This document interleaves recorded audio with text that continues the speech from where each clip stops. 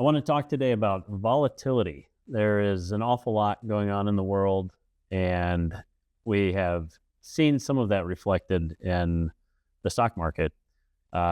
Before I jump in, I'm going to show some slides. We're going to put it in context. We're going to have a little perspective on that topic. But before I do, I want you to think to yourself, what do you think is probably the average drawdown in the S&P 500 any given year? And by drawdown, I mean from a peak of the index to a subsequent trough. So whatever time period that is during 1 year, what do we think is the average drawdown? And I gave a presentation on this last week at Rotary Minneapolis and solicited some guesses from the audience. And I heard 4%, 7%, 8%. I didn't hear anybody guess double digits, and you can probably see where this is going. In fact, we look back all the way to 1980, so we look back over 46 years, the average drawdown in the S&P 500 is 14.2%, and we have a slide now that will show that. And so what you'll notice here, 35 of these 46 years have been positive returns for the stock market. And yet, when we look at all these years in total, the average drawdown at some point during the year is 14.2%. And if you can see the details, what you'll see is even in good years where the index has a significant positive return, there typically is a not insignificant drawdown at some point because it's not linear, it's not smooth, it never is, right? Even if you take out some outliers here, there are a few years that are outliers that drag down that mean number, the average, and you think of it more in terms of the median. Of these 46 years, 25 of them have had a drawdown bigger than what we've seen thus far this year. And I think in talking to most people, most clients, and people more broadly, watchers of the stock market, it feels more volatile than that, right? But in fact, we started the year at 68.45. We're about 0.5% below that right now. It's been a lot of nothing, just from point to point. In between, sure, there has been some volatility, but even that hasn't been as pronounced as it probably feels, right? So the S&P peaked at just over 7,000 on January 28th. And the trough thus far, the subsequent trough, was on Monday, March 30th, where it was about 63.17. And so that drawdown is just under 10%. So again, putting it in the broader context over 46 years, in an average year, you'll see a drawdown of 14.2%. And only 21 of the 46 years have had a drawdown less than the 10% that we've seen this year. So most years you're going to see more volatility as measured by that peak to trough than what we've seen thus far this year. So the point being, what we've seen this year is well within the realm of normal, right? So another thing that is normal, sadly, is war. So war has been the proximate cause, even with all the other things that are factored into market movement and all the other, I would say, legitimate concerns and variables that are out there. War has been the proximate cause of the volatility in the stock market of late. Again, market peaked at January 28th. War did not begin for another month after that. And so there was some softening. There are other things going on, but of late, and certainly leading up to the trough on March 30th, which was a full month after the war with Iran began, the conflict is what's driving the volatility, right? And this slide just illustrates a sad fact that this is also very normal. This, you can see over a very long period of time on this chart, I think going back all the way to 1920s, you can see up and to the right, generally, not smooth, but up and to the right, the stock market, and just a sampling of all the conflicts, significant conflicts that have happened over that time. So sad commentary on maybe human nature, but war is normal. Volatility in the stock market is normal. Also normal is particular, let's say, underwhelming performance in the S&P 500 and the stock market more broadly. And just for the record, we're using the S&P 500 as sort of a proxy for equities, right? It's not certainly the be-all, end-all of equity investing, but it's a reasonable place to look to see historical performance and norms. And if we look at the S&P 500 going back all the way to 1950, this will be the 20th midterm election year that we've had in the U.S. since 1950.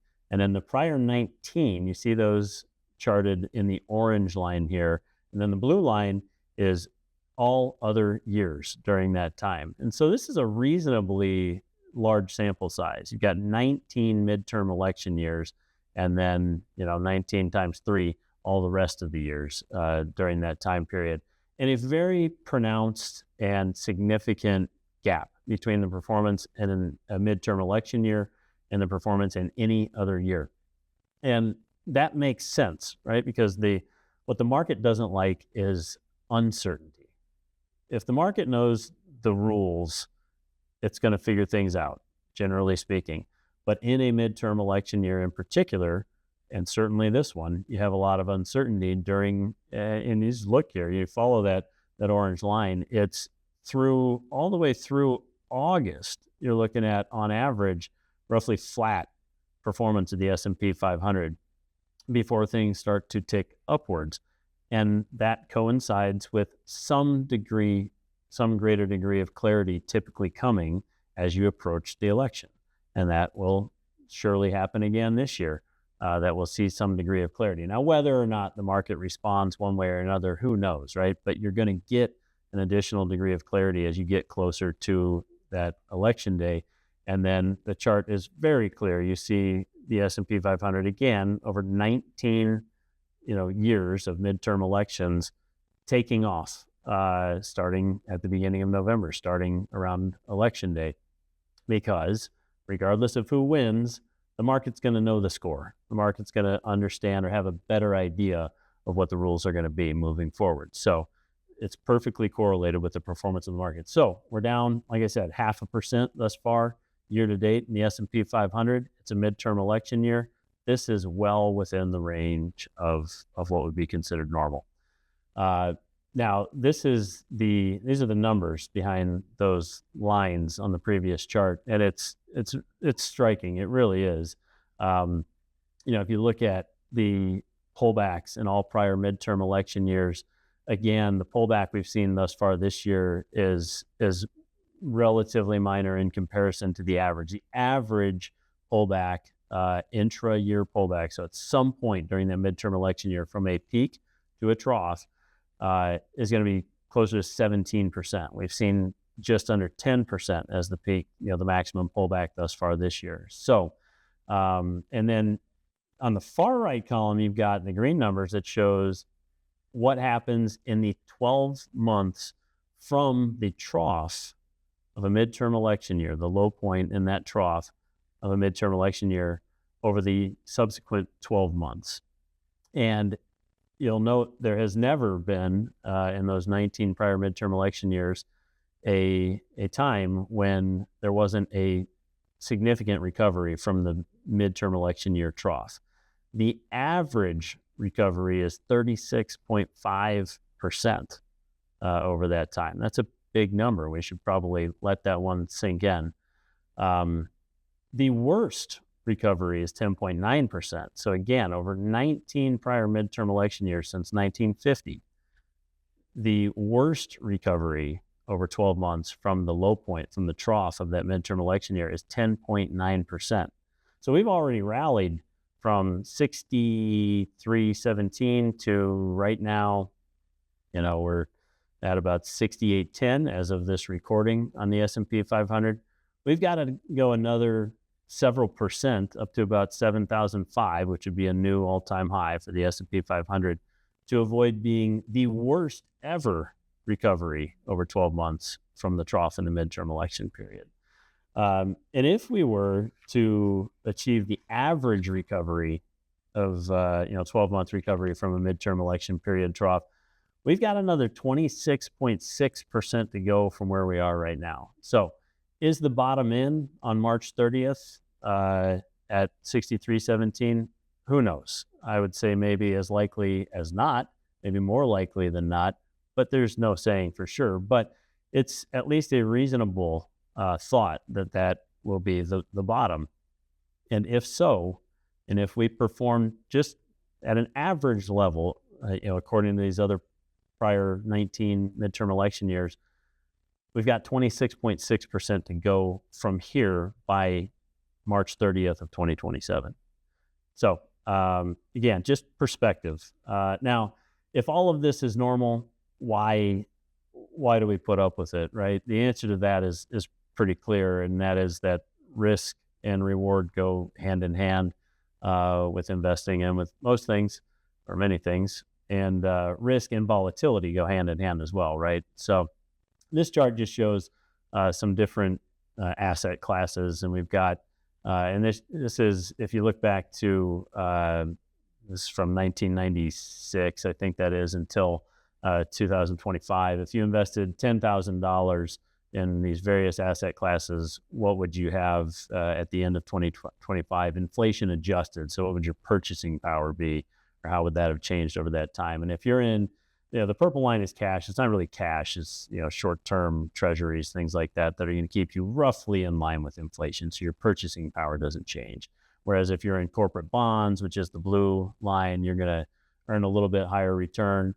And so your purchasing power will grow, would have grown over that period of time, that 20-year period of time, 10,000 to 24,265. And then the other two lines, again, as you might have guessed, orange is small cap stocks, green is large cap stocks. But let's just say the lines that go much higher are stocks, right? And with those stocks, you're going to have greater volatility, and over time, it's reasonable to expect greater returns. So volatility, normal, never comfortable, but we tolerate it because that's how you get the returns, historically speaking.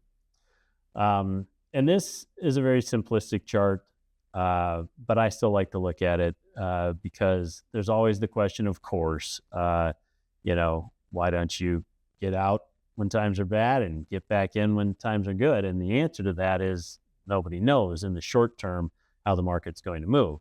And so, again, going back many years, this goes back, so this is that same 46-year period from, if you were invested $10,000 at the end of 1979 and held it all the way to the end of 2025, your $10,000, if you did nothing but putting it in the S&P 500 and letting it sit over that 46-year period of time, 10,000 becomes over $2 million, a little over $2 million. This is the miracle of compounding. This is why, a whole separate video topic here maybe, but, start them young, invest early. And this is what can happen. $10,000 over 46 years, maybe a little bit longer than a typical career working lifespan. 10,000 becomes over 2 million, right?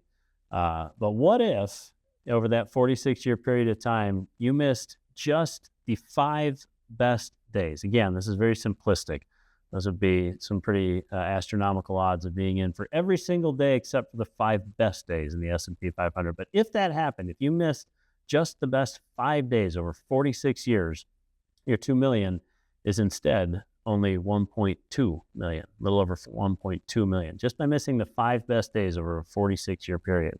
And if you had missed the best 10 days, at 2 million instead is a little under 900,000, so on and so forth. Whereas if you had missed just the best 50 days over 46 years, instead of turning 10,000 into 2 million, you turn 10,000 into 134,000, right? So this is why you don't try to time the market. On the short-term basis, nobody knows what's coming, and you can't afford to miss out on the best days. Now, a very important caveat here, we're talking about your, what we would call, quote unquote, risk on assets. I'm not saying, and never would, that you need to have everything in the stock market over this period of time, but you're based on your situation and based on the proportion of your investable that can be in the stock market responsibly. This is why you set a strategy and you stick with it and you leave the funds in the market through the ups and downs, basically. So in summary, markets do not like uncertainty. Uncertainty, there's always some degree of uncertainty. It's pronounced when you have a midterm election year. It's pronounced when there is a war. And when you have both of those things happening at the same time, of course, it's even more pronounced. So with that backdrop, we can look at the volatility thus far in 2026 and say it's been really rather mild, fairly tame. Again, we accept that volatility because there's a link, a strong correlation between risk, reward. The risk, brings with it volatility. And very importantly, for the portion of your assets that are, risk on and are in the market, take some comfort in knowing that, the next time the market falls and doesn't rebound, well, that'll be the first time that that's happened. So above all, what we like to say is that time in the market is greater than timing the market. And I'll leave you with that.